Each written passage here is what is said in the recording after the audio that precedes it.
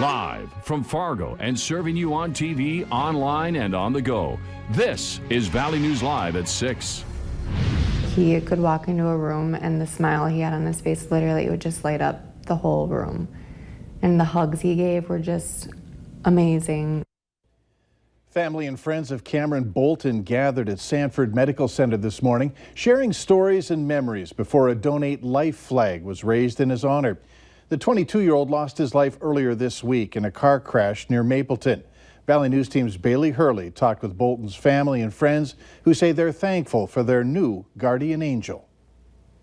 A brother, a son, a friend. But Cameron Bolton's sister says one of the most important roles he played was uncle. He would do anything for her. He would get on the floor and play puppies with her. He played dollies with her. He dressed dollies for her, so he might act tough, but he's a little soft yell at the same time. For 2-year-old Ezra, this was her uncle Cece. She loves him dearly, and she keeps asking if Uncle Cece is better. I said he's okay now. Said we just can't see him, and she doesn't understand that quite yet, but he would do anything for her. He loved her. And we won't let her forget that. Even though it's been a heartbreaking 5 days for the Bolton family, Cameron's life will live on in others with organ donation. It was really hard for us, and it took a long time for us to really realize that we are going to get our Cameron back, and he's going to turn into a hero, and he's going to save other lives, and we are so proud of him. We love him. But friends say he's always been a hero. You could meet him one day and just know each other's names, and you could be out in the middle of nowhere and need help, and he'd be there for you. If you're around Cameron in a bad mood, it won't be for long, because he's probably one of the nicest people. Prayers, hugs, and stories were shared this morning at Sanford, everyone remembering that thoughtful and kind person they love. Those memories will always be there, you know? Yeah, he's an amazing kid. But they say they know he's not done being a hero. A lot of good things have been happening to me lately, and I know everyone's got a guardian angel up there that's pretty killer. So it's cool to have him up there now. But I mean, I wish I could spend a couple more times with him down here. In Fargo, Bailey Hurley, Valley News Live. So far, Cameron has given 4 people a second chance at life through his donations. If you're interested in becoming an organ donor, go to our website, valleynewslive.com, and click on this story. Police in western North Dakota say 2 missing people may be somewhere in the Fargo area.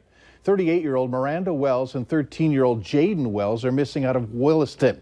Miranda is 5 feet tall, strawberry blonde hair and green eyes, weighs about 125 pounds.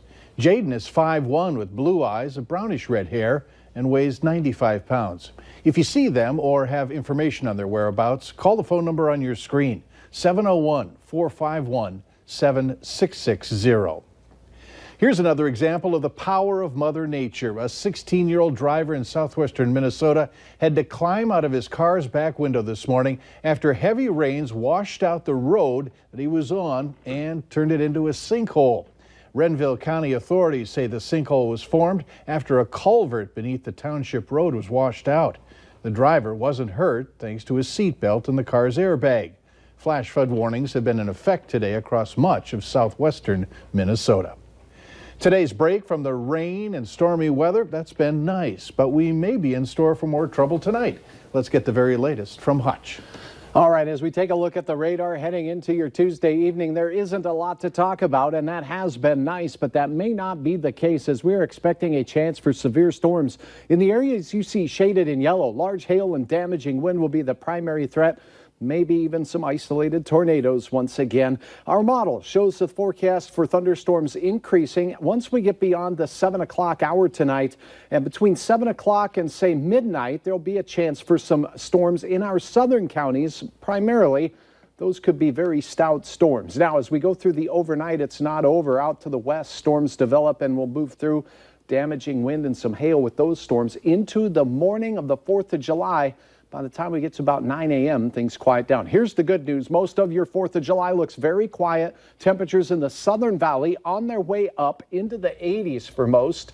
And for the fireworks displays at night, they will mostly be man-made fireworks and not nature's kind. Natural storms will be forming out in Minnesota. More on that forecast in just a few minutes. All right, thanks.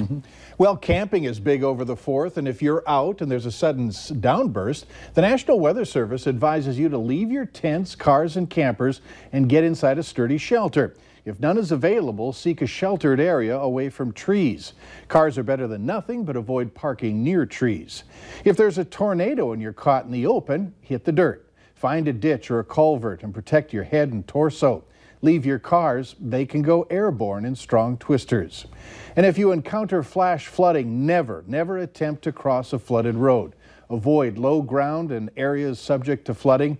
Be especially cautious at night. And make sure you have the Valley News Live Storm Team weather app. That's a good recommendation, so you can keep up with the weather anytime, anywhere. You'll get the latest forecasts and conditions so you can plan your day. Just search VNL Weather in the App Store and download it for free. Many places in the valley are recovering after overnight storms. Carrington was hit hard with major rains. Drivers were urged to stay off the city streets until flooding at the intersections subsided. Besides flooded streets, there were numerous reports of water in basements and sewer backup. A North Dakota man convicted of drugging a teenager and sexually assaulting her for several months has been sentenced to 20 years in prison. Prosecutors say 38-year-old George Lyons gave sleeping pills to a teenage girl over a week under the guise of needing to clean her ears from July of 2009 and January of 2010. At sentencing, the victim told the judge that all her relationships have been damaged and she is afraid that Lyons will retaliate when he's released from prison. Lyons is expected to appeal his conviction. Police want you to know about a high-risk sex offender living on the north side of Fargo. 32-year-old Joshua Gomez is living at 725 First Street North. That's close to Mickelson Field. He was convicted on multiple counts of gross sexual imposition and indecent exposure between 2000 and 2007. That included multiple offenses against teenage girls, including exposing himself to people. Gomez will be a registered sex offender for the rest of his life. A 43-year-old Jamestown man is in jail after trying to run away from police. Authorities say that Robert Lee was spotted in Jamestown yesterday afternoon when officers tried to talk with him. He took off, running through yards as he was trying to escape. Lee was eventually arrested for fleeing, possession of drugs and paraphernalia, a long list of warrants for burglary and theft of property. The world's largest pork processor and hog producer has provided a major gift aimed at helping some needy families with food independence.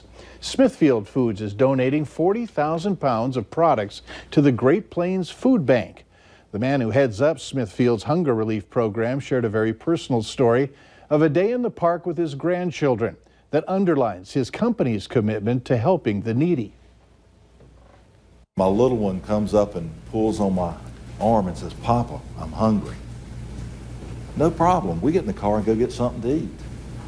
I cannot fathom being that parent or that grandparent when a child pulls on their arm and says, "Papa, I'm hungry," and you can't feed them. This donation will provide 160,000 servings of pork and other protein products to the people of the food bank serves. 1 in 9 North Dakotans face hunger every day. A mom in Texas posted her quick and easy solution for sunburns. Now that post has gone viral. Later on Valley News Live at 6, we put a remedy to the test. Up next, another step closer to medical marijuana being available in North Dakota.